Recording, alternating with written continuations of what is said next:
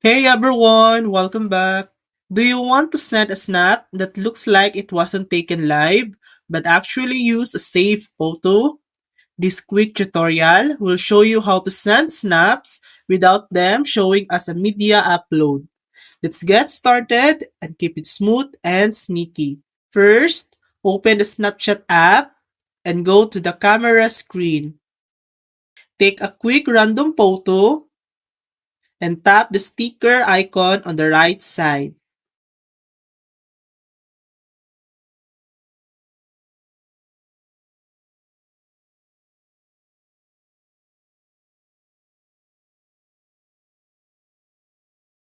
Tap on the photos or gallery icon near the tab. Select the image you want to send from your camera roll. Resize or position the image as a sticker over your snap.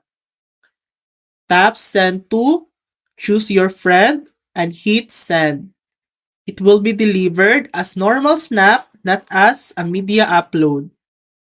And that's how you send snaps using saved photos without them appearing as media uploads.